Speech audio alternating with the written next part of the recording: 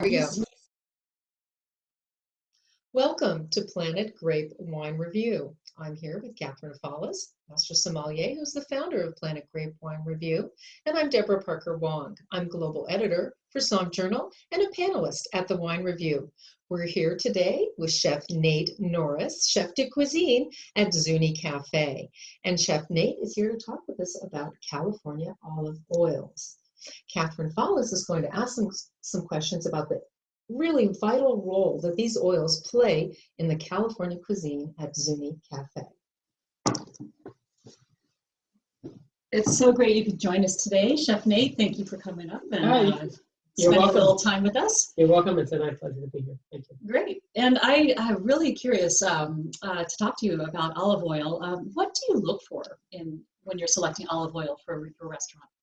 Generally, I look for an olive oil that's well balanced. I look for oils that balance fruitiness, bitterness, pungency, which are the main tasting components of an extra virgin olive oil. And I look for variation within the oils because they have different uses on the menu and different pairings based upon those tasting features. And so we're showing the COOC slide that refers to fruitiness, bitterness, and pungency. And do you think that's a good kind of guide? It seems like that's exactly what you said. Those three things are the components you look for? Absolutely. Those are the three things you're tasting for when you taste olive oil. And I think it takes some learning for folks at first as they're working through, as a beginner olive oil taster and thinking through it critically. But this is the framework that's really well recognized throughout the world in tasting oil. So it's important, I think, to kind of learn these fundamentals a little bit so you can apply some of the tasting notes to dishes and usage. It's a good kind of framework for those that are not experts like you. Absolutely. It takes a little learning at first, but it is a very good framework. So we are tasting three of your top picks today. And how do you taste olive oil when considering one for your restaurant? When you're tasting olive oil in and of itself, there's a process we go through that's not dissimilar to wine tasting, where there's some sniffing and swirling and tasting, which it can be helpful for somebody who has a very kind of trained and practiced palate. And it takes some time, I think, to have that feel really applicable to putting oils on the menu. So in addition to that, I really like to taste oils in context at the same time.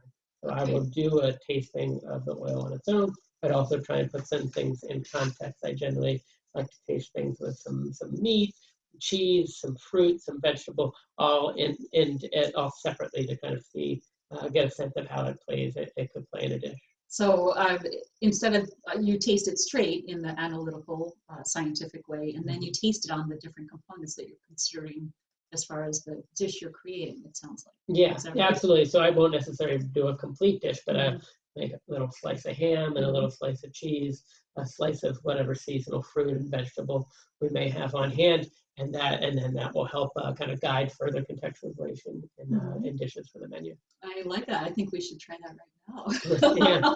Right. So, and do you prefer Italian, American, Spanish?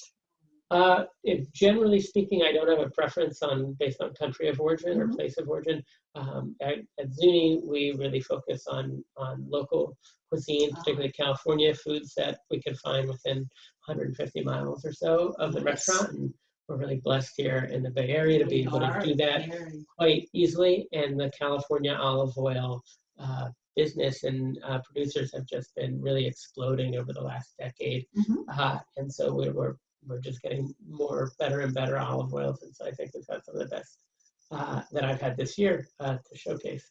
Great. So when we talk about wine, we talk about the varieties or the cultivars, the cultivated variety. Is this important for olives as well? It is in a very similar way.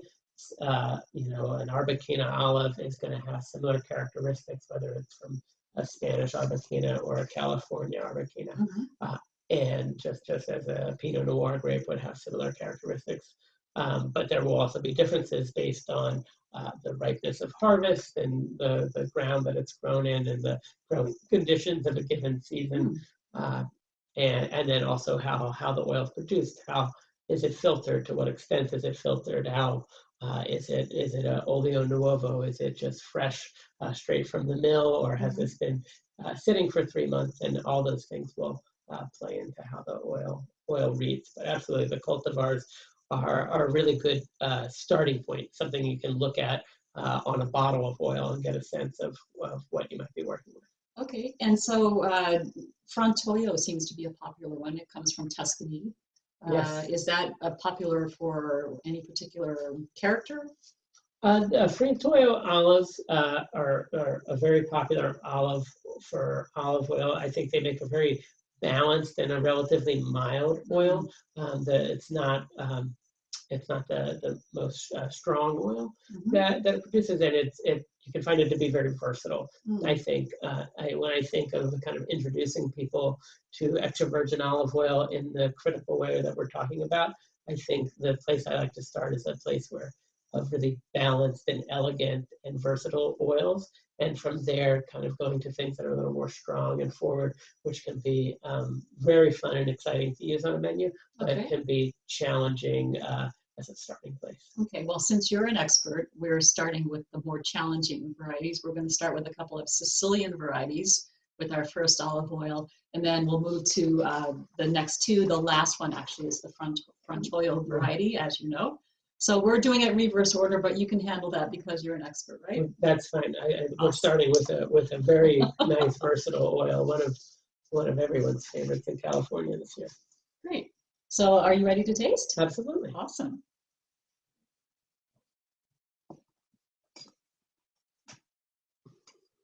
All right. I just like to warm up the cup when we're doing a formal tasting. When we're doing a formal tasting, to warm up the oil depending on the room temperature. It's a slightly cool room temperature in here, so just as with anything, when it's an elevated temperature, the aromas and the flavor will be heightened. You certainly don't want to heat it up, but I just use the base of my hand and warm it up and give it a little swirl. Allow some of the aromas to start to produce, and we have a little cover in here. You can see my little olive oil cup here. Is that a special cup? So yeah, that's a good question. Thank you. So it's blue, and in olive oil tasting, we mask the color of the olive oil during tasting because color has little to no impact whatsoever in the olive oil's flavors and aroma characteristics. So we don't like to be influenced to say like a pale oil maybe is less fresh versus a green oil, which is bright and vibrant. The color really doesn't impact those flavor and aromatic attributes. So I'm going to go ahead and give it a sniff here. And you want to note the intensity of the aroma. What are the things that you're smelling? And I would say, just as with wine tasting, there's not right or wrong answers here. There's things that you're looking for, and there's a lot of learning that can happen in the process. So just think of it and think of things that come to mind for you when you taste it, and make notes and then move on from there. So we'll go back, we'll sniff, and we'll take a small sip.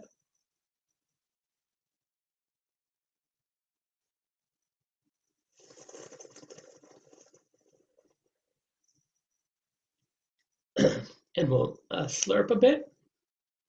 What does the slurping actually do? So it emulsifies the oil on your palate?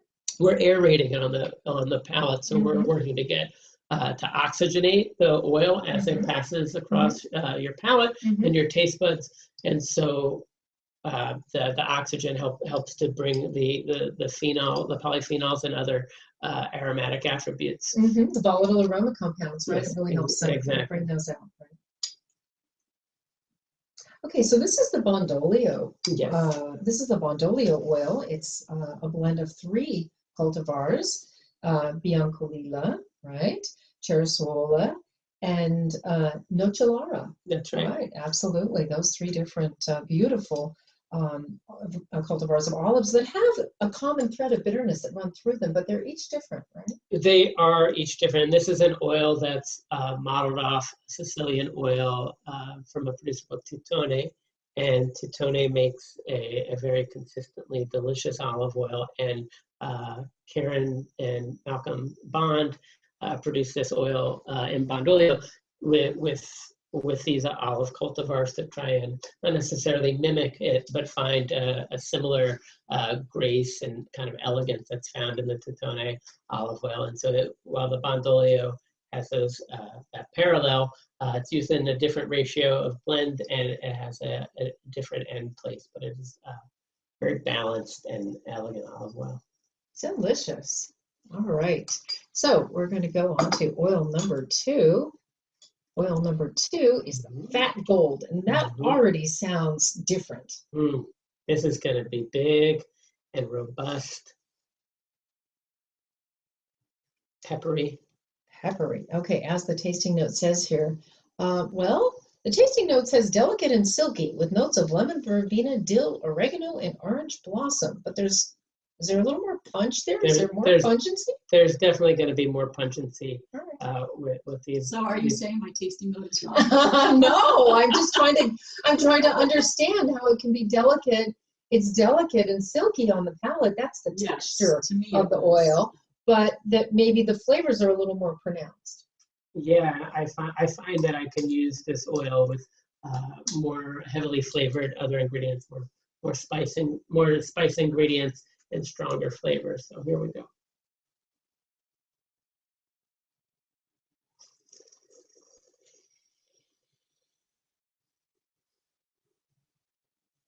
Yes, you get the nice herbal notes. You get some of the olive fruit in there as well. Nice pepperiness and pungency in the end. Right. So my note says that this particular olive grove is planted as 6 different cultivars, but they're not indicated.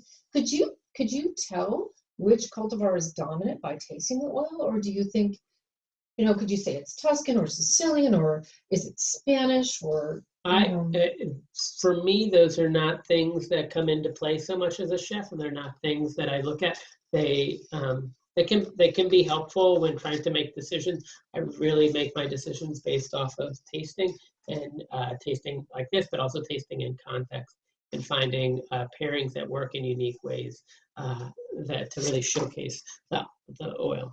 Right. And I like the fact that Fat Gold, while the farm is in Sunol in Alameda County, they operate in Oakland down by the train tracks.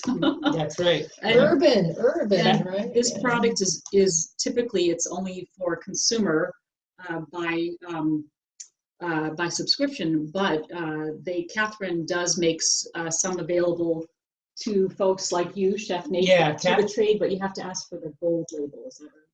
Yeah, there's 2 labels. There's a blue label and the gold label. The gold label does get some retail distribution as well as through their mail order and the wholesale. And the blue label is a different varietals, and that's a much more limited because they don't have as much olive product that they harvest for that oil. And I believe that's only available through the subscription. So oil number 3, the Frantoio. Here we go, Frantoio Grove. This particular grove is 30 acres of olive trees planted in 2005. So these trees are still quite young, right, in the terms of the age of olive trees, right? Yeah, and I like this one. It leads with a lot of olive fruit. And when you talk about fruitiness in olive oil, we're not talking about does it taste like pineapples. We're talking, can you taste the fruit of the olive, the olive flavor, that ripeness, and the Frantoio Grove leads nicely with a lot of that. This grove is in Santa Clara County, so it's warm down there. The Frantoio is said to have artichoke leaf, cut grass, green almond, and cinnamon notes. It really finishes with a nice cinnamon note on the palate. There's that pepperiness, but also the warm spice flavor that you get with cinnamon. What kind of dish would you use this? This is a very balanced, and this is your introductory oil, as you said. Mm-hmm. So would you dress a salad in this, or would you showcase this on a salad, or would you use it to actually saute something, or how would you?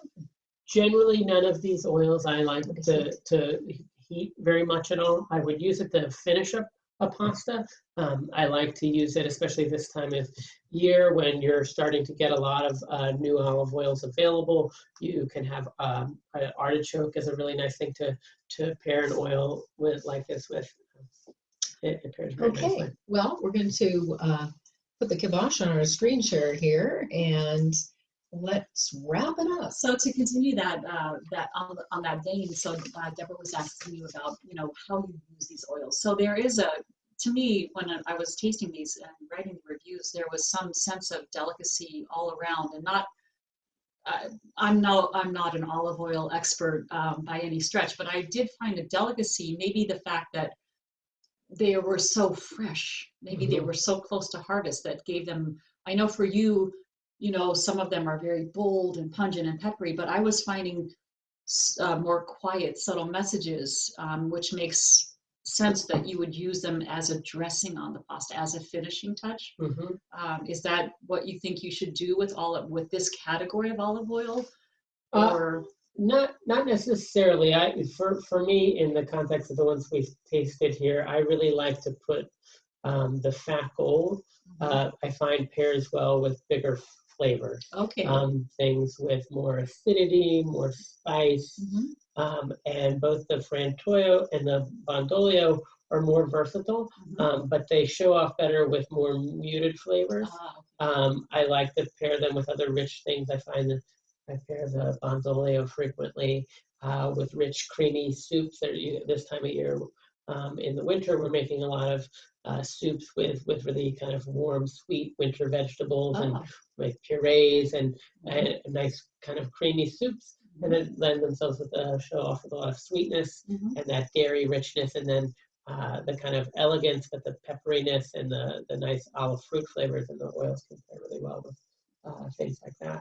Would you do your Zuni burger with the bun on the side and a drizzle of the famous Zuni burger? I would. I don't know if any one of these oils would show. They wouldn't be bad in that way, but there's some oils that we use that are very bitter and very pungent upfront, and I find those types of oils show off really well with meat, especially red meat, or with a ham, a prosciutto, other pieces of charcuterie.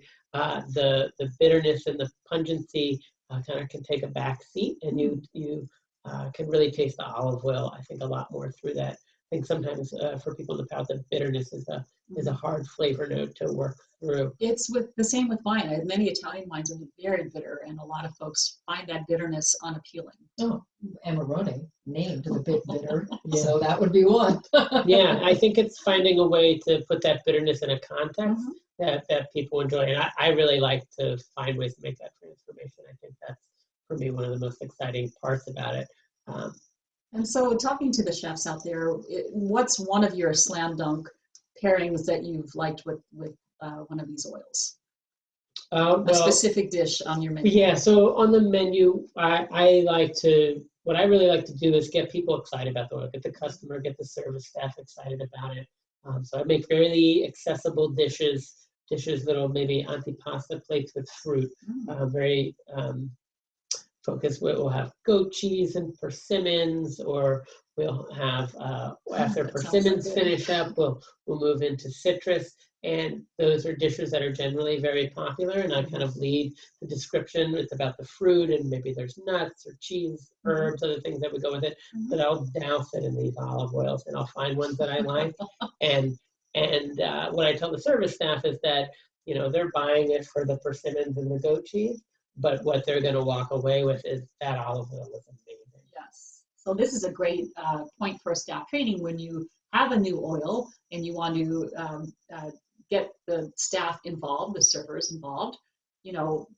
Say what you just said. So do you recommend other chefs to talk to their staff about this, about the impact that the oil has? It can really transform what they thought they were going to have, and they leave with this beautiful taste of olive oil, this lingering fresh olive oil taste on their palate. I think in the nature of what we do in cooking fairly rustic California cuisine, there's not a lot of new stones to turn over. And I think olive oil is an area where there still remains to be a lot of learning and growth for the chef as well as the consumer. And I think that's where some of that excitement comes across.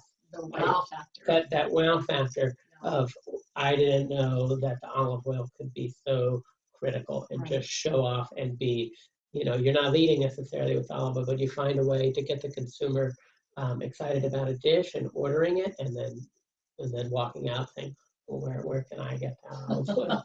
Well, you can find these olive oils. We provided the information for you, wholesalers, etc. Thank you so much, Chef Nate, for being here with us today. Thank you, Deborah, for joining in. You bet. And we wanted to also thank, of course, Roberta Klukman, who provided the olive oil samples and the lovely glasses for us today. So thank you very much. Great. Thank you. Cheers. My Okay, pleasure. cheers. Cheers.